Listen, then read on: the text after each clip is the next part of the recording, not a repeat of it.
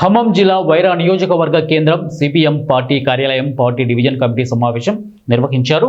సమావేశంలో జిల్లా కార్యదర్శి నున్నా నాగేశ్వరరావు, డివిజన్ కార్యదర్శి బూకియా వీరభద్రం పాల్గొన్నారు. నున్నా నాగేశ్వరరావు మాట్లాడుతూ తెలంగాణ రాష్ట్రంలో రైతులకు యూరియా సరఫరా చేయడంలో కేంద్ర ప్రభుత్వం విఫలమైందని విమర్శించారు.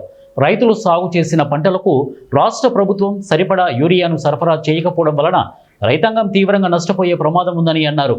వరి పంట సాగు చేసే నెల రోజులు గడుస్తున్న యూరియాను సరఫరా చేయడంలో కేంద్ర రాష్ట్ర ప్రభుత్వాలు రైతులను ఇబ్బందులకు గురి చేస్తున్నాయని వారు అన్నారు.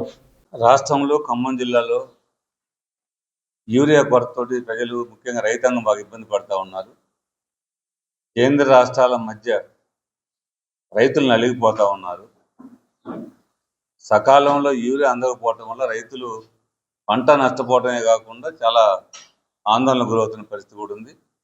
రోజుల తరబడి యూరియా బస్తా కోసం పనులు మొత్తం వదిలిపెట్టుకొని ఎరువుల దుకాణాల ముందు, సొసైటీల ముందు రైతులు గంటల కొద్ది, రోజుల కొద్ది కాలయాపన చేయాల్సిన పరిస్థితి వస్తూ ఉంది. కేంద్రం కారణం అని చెప్పి రాష్ట్రం ఉంటుంది, రాష్ట్రం కారణం కేంద్రం చెప్తా ఉంది. కానీ మొత్తం రైతు మాత్రం బాగా నష్టపోతూ ఉన్నాడు. దీంట్లో ప్రధానంగా బీజేపీ కేంద్ర ప్రభుత్వమే ఈ రైతులు నష్టపోవడానికి ప్రధాన కారణం అని చెప్పేసి మేము భావిస్తూ ఉన్నాం.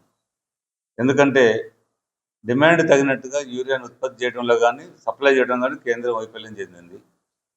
50,000 మెట్రిక్ టన్నుల యూరియా ఇవ్వాల్సి ఉంటే ఇప్పటిదాకా 30,000 రూపే ఇచ్చారు. పైగా రామగుండం నుంచి మనకి సప్లై చేయొచ్చు. ఇక్కడ ఉత్పత్తి ఏదంటే 40% మన దగ్గరికి పంపుతూ ఉన్నారు, మిగతాది బయటికి పంపిస్తూ ఉన్నారు. 2 కారణాలు. ఒకటి, బీజేపీ యూరియాకి ఇచ్చేటువంటి సబ్సిడీని తగ్గించుకోవడం కోసం కూడా చాలా కాలంగా ప్రయత్నం చేస్తూ ఉంది. గత బడ్జెట్లోనే 10,000 కోట్ల రూపాయలు యూరియా మీద సబ్సిడీని తగ్గించింది.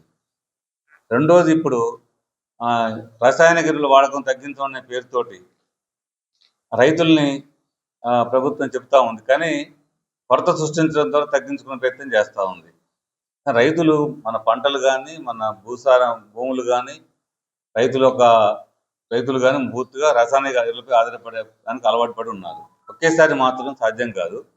ఆర్గానిక్ పంటలు పండించమంటున్నారు. ఆర్గానిక్ పంటలు పండించడం అంటే చాలా ఖర్చుతో కూడుకున్న పని. ప్రొడక్షన్ తగ్గుతుంది, రైతు గిట్టుబాటు కావటం లేదు.